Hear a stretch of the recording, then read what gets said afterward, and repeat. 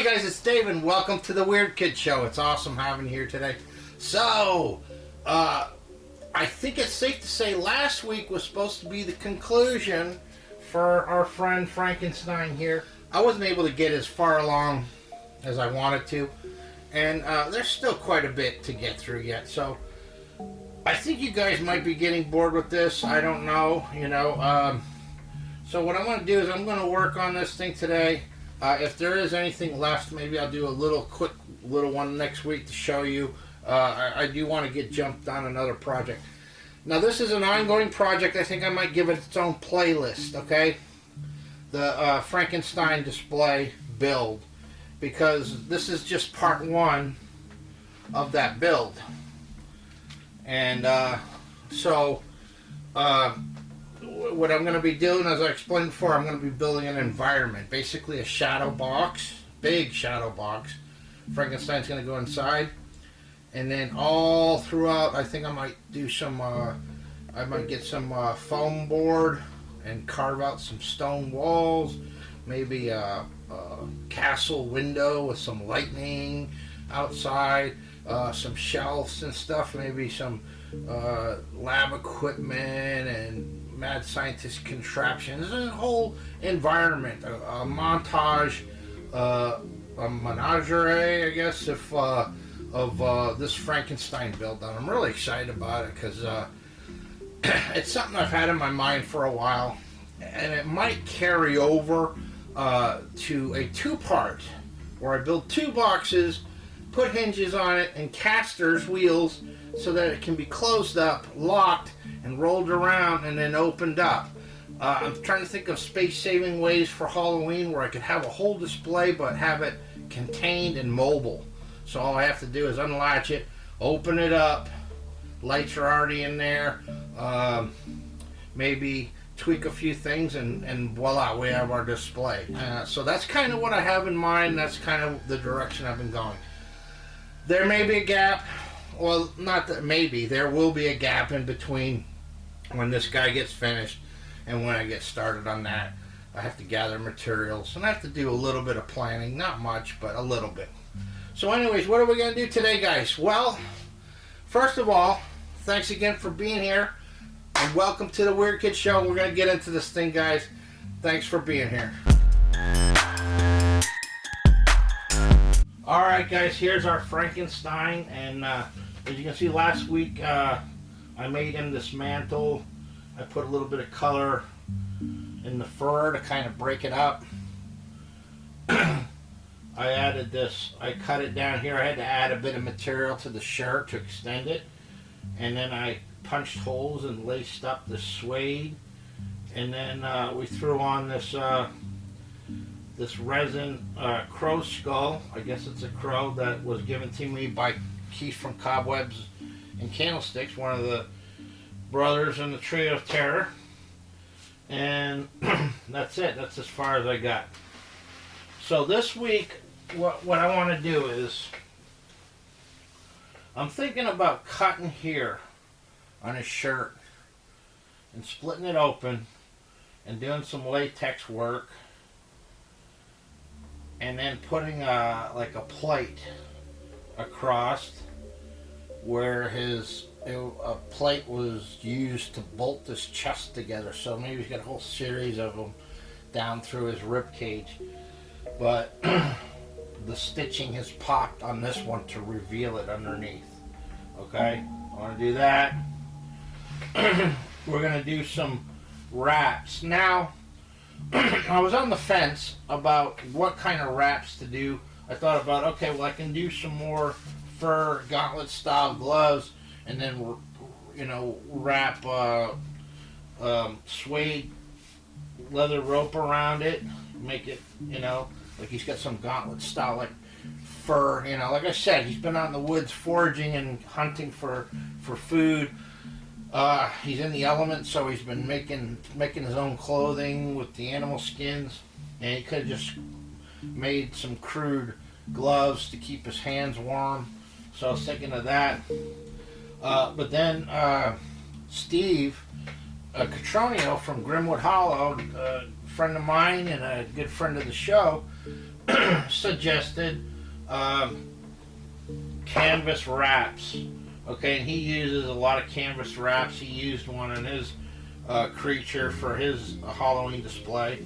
And so what I did was I got a painter's tarp, and then I soaked it in coffee, and then threw it in the dryer. Okay, what I ended up was a lot of lint in the dryer that I had to clean out. But then I've got these weathered bandages. Now, what I think I'm going to do is we're going to wrap them around the wrist area. Alright, I might even paint them. I might even give them a black, make them black or something. I don't know. We're going to see. But I think we're going to go that route. And then we're going to go ahead and do stitching. I'm going to tear the clothes, do some stitching. Like it's all sewn. He's got tattered rags on pretty much. And maybe it was a shirt he saw and he took it off a clothesline somewhere from some villager. And it was worse for wear to begin with, but with him out in the elements and living in the woods, trying to steer clear of people, he's had to repair it crudely, and so it's all tattered and sewn, re-sewn up and everything. So we're going to do that, and then the last thing that I need to do is the base. Now we got a plan for the base. I'm going to paint the base black, and I'm going to put some foam around the edges with some rivets, so it'll make it look like metal. Alright, so the first thing I'm going to do is I'm going to get in here, I'm going to cut here, I'm going to do that latex work and put that plate in there, so you're going to be able to see that. So I'm going to take him apart a little bit and we're going to get on that. So here we go. Alright guys, as you can see, I took off the mask, the mantle and the necklace and everything, and then I just cut down and then did some cuts. Okay, we're going to deal with that after. And then I pulled everything apart and I just used upholstery tacks. You can use pins or whatever just to keep this up out of the way. And we got our duct tape and foam underneath. And just like the neck, I'm going to go ahead and take some blue shop towels. I got me some latex. I'm going to rip up some paper towel. This time I want to use small pieces. Alright, first I want to go ahead and take some latex and paint it onto the duct tape. This is going to give us something, it's going to act as a glue. Okay. Stuff works really good. It's really adhesive. It responds really, really well to shop towels. Then we'll go ahead and just set that on there. Okay. Then all I need to do is just go over the top and paint it with the latex. So that's just creating our skin. But we're not going to be done. We're going to show some detail here to help sell this even more. Like I said, I like the thought of him having that's one of the things, like with Dr. Frankenstein, he didn't have the backing of the medical community. So everything he did, everything he obtained was stolen, if you think about it. He had to steal equipment, what little equipment he could, including the cadavers to make his creations with. So I could see when he was putting this body together, that he used every means necessary, including, stitches, metal plates and rods, and you name it. He threw the kitchen sink at this guy just to get him together.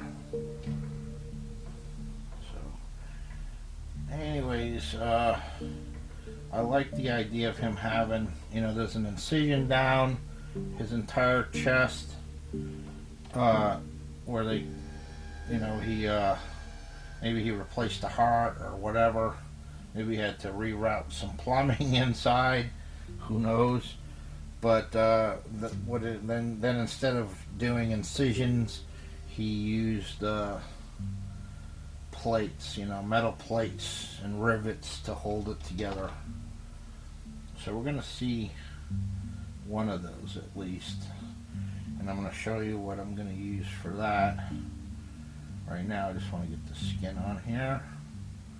And we're going to do the same thing I did up here. Once this is all dry, which it doesn't take long at all, then I'm going to take my razor knife again and come back in and cut it. Only this time we're not going to suture it like I did up here. Instead, we're going to use I'm going to use some foam, some EVA foam, but not a thick EVA foam. Not a thin one, but not a thick one either. And I'll show you exactly what I mean here in a second. So, alright, so now it's just getting that on there. Okay. You can dab a little pieces here and there, thicken it up if you want to. But you'll find now this will create a skin. So if you wanted to have more exposed, like maybe you wanted to go with the traditional Frankenstein with the black jacket and the green shirt, you could do this and have more exposed, you know, maybe his shirt's ripped in several places and you to reveal what's underneath.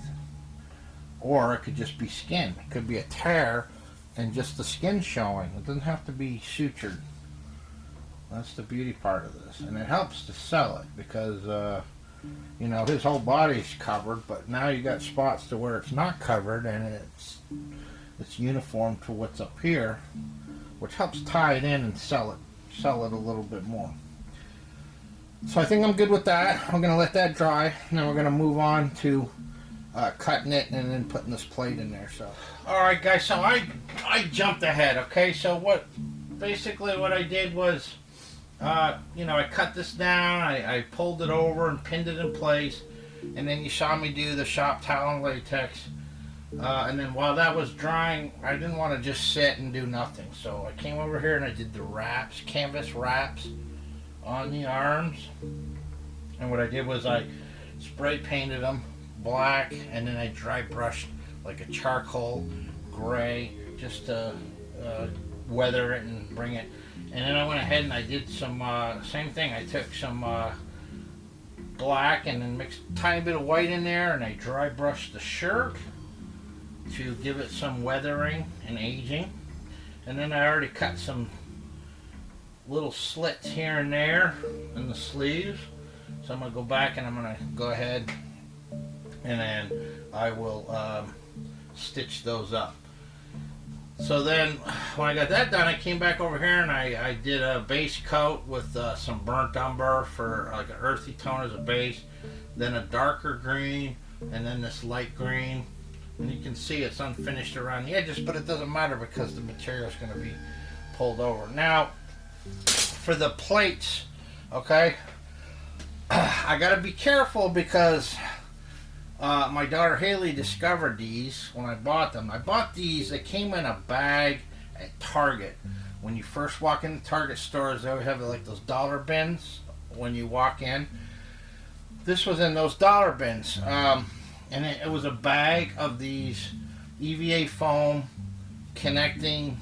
They're like a puzzle piece. And they all have different things in there for like yoga and stuff like that. And I guess it's enough to make a little mat so that you can stand on it and do yoga or whatever. Well, my daughter discovered these, and I told her, I need these. Daddy needs these for making monsters. Well, she commandeered them because she was putting them on the floor and jumping from, you know, playing the little lava game. So I've got this one. I'm going to have to go and buy another pack just to replace this one. I'm sorry, baby. But anyways, that's all it is. And as you can see, it's a lot thinner than the normal EVA foam pads that you buy in big sheets that go in like, that, you know, like at Harbor Freight sells and stuff like that. But I found this to be even still too thick. So what I did was I cut two pieces that I find are a nice size to go on right here. All right, and we're gonna put a rivet on each end. And then what I did was I cut it. I cut it right down the middle. All right, so this is how thick it normally is, and I shaved it down the razor to give me 2 pieces. And basically, what I'm going to do is I'm just going to glue it there, put a rivet there, and I'm going to paint it black and then give it some rust. Okay. Then I'm going to unpin all this and stitch some of it. Actually, I should stitch all of it and then pop the stitches where you can see that. So it's like it's already been sewn up, but maybe the metal has been rubbing. You know, it's got sharp edges on the metal, and it's frayed and broke free of the stitches, revealing what all the plates and stuff underneath. So I'm gonna keep at it, guys. Next time we see this, it's going to be about done, with the exception of the base. I think I'm going to leave the base and do it at my leisure. I've showed you before how I do stuff like that when it comes to mad scientist contraptions and everything. I might do that at another time. So we're just going to finish this guy up and put him to bed. So let me get back on this here, and we'll come back and have a final look. So thank you for being here. Hang tight. And here we have him, guys. He is done. Okay, the base I'm just gonna paint black, and like I said, I'm gonna put a bead around it of craft foam with some rivets and stuff, dirty it up, make it look metal and old and decrepit. So yeah, I put glued those plates on, and then pushed these upholstery tacks in there. Everything was painted black, and then I used my terracotta paint mixed with some latex so that it'll last. And then dry brushed it to give it that rusty look. And then I stitched a little bit around there and then frayed the rest of it. So basically, like I said, the metal was slowly cutting away at the material. And so that's all popped and opened up now. So you can see his green chest a little bit. I went and stitched up all the little slashes I put in it. Did some dry brush on the canvas wraps, and then put them all back together. Put his mantle back on, his skeleton necklace, and placed his head. And so that's it. That's what we got. That's what I came up with. My vision of a Frankenstein, primitive-looking Frankenstein. And like I said, you can do this. You can follow this process for another theme. Or you can create your own creature or something. Or you could use a full head mask and then use a styrofoam head. Just make sure if you do that, you cover it with a plastic bag, because latex and the foam from a foam wig head causes a chemical reaction, and it'll actually break down your mask a lot quicker. So I'm not opposed to using wig heads. But you want to, what I like to do with them is to corpse them. Corpse the head with plastic with a heat gun, and shrink wrap a good layer of plastic on there so you can separate the foam from your mask. And then you could put a full head mask on there, or you could leave a post with the bowl like I've got here, and fill out the rest of the mask and put that and let it set on top of the bowl. There's so many different combinations that you can do. I just hope that you found this useful, and I hope you follow, like, and subscribe, because it's not the end for this guy. For now it is, but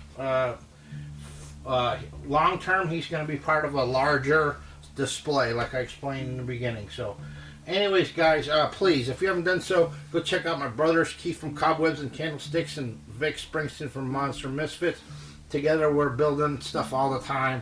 For us, it's Halloween 365 days a year. And like I said, please like and subscribe and hit the bell to keep updated on when I upload future videos. And there's so much more to come, guys. So anyways, guys, and until next time, I appreciate you so much. Peace.